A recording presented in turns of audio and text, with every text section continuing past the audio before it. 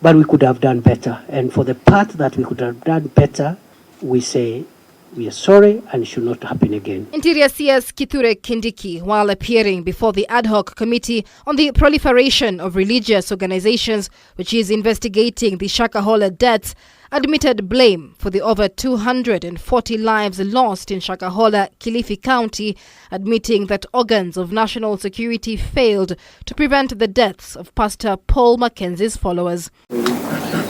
While shedding light on the state of investigations into what has now been termed the Shakahola massacre, Kindiki revealed that Mackenzie, who is said to have persuaded his followers to starve to death on the belief that they would meet Jesus, had recruited an armed gang to dig graves and supervise followers who were fasting.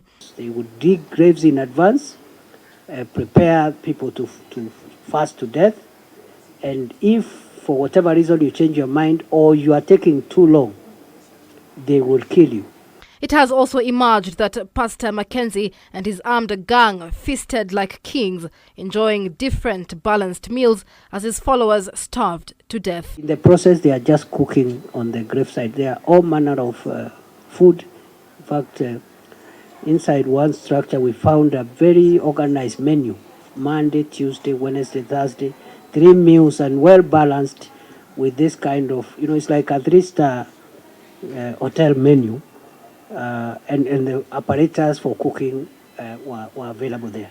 Members of the Danson Mungatana-led committee put the CS to question over issues of accountability of security organs within Kilifi County, with the CS promising an overhaul of national security institutions. Is this government saying that if this person there is obvious dereliction of duty, can at the same time just be transferred to another place to continue with the same? Is government just going to behave in the same manner in this kind of thing? The entire security team was moved by your order. We want to interrogate that order. To answer your question, we will interdict all officers whose action or inaction is related to the Shakahola massacre. All of them. Other than interdiction, we will have them prosecuted, those where we can establish cases that can be prosecuted in court.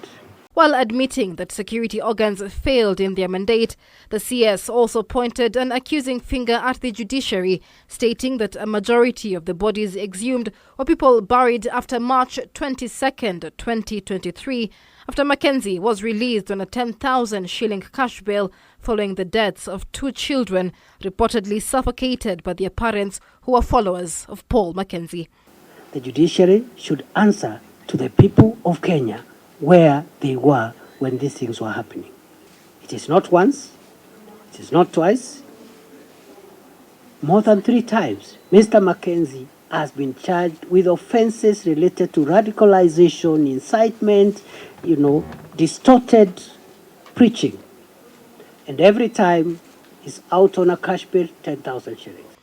Kindiki also revealed that Mackenzie went to great lengths to cover up his criminal activities within the expansive Shakahola forest. Mr. Mackenzie had employed armed criminals to supervise starvation, and if any person changed their mind, they will be clobbered to death, strangulated to death, or otherwise killed, just to show how inhumane.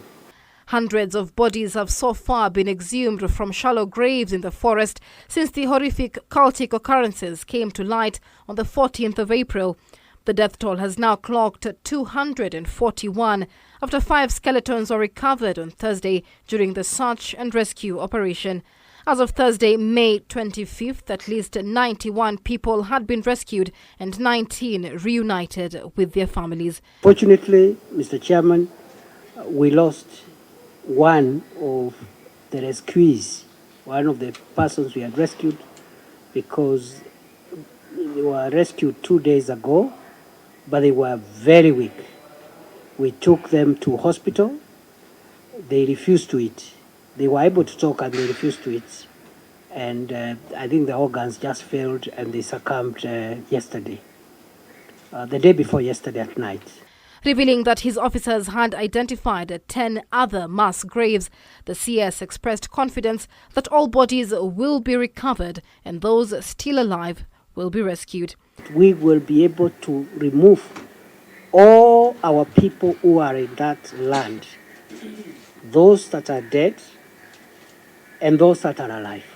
We will not leave anybody there because our officers are doing it well. They are using international standards, and we want to do it methodically and make sure that we don't leave anybody behind.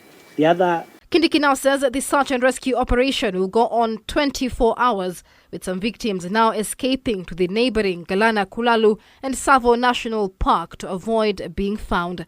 The ad hoc committee is set to develop a legislative proposal on regulating religious activities and make recommendations that will prevent religious organizations from extreme indoctrination of their followers. Michelle Ngele, Odhiambo, K24.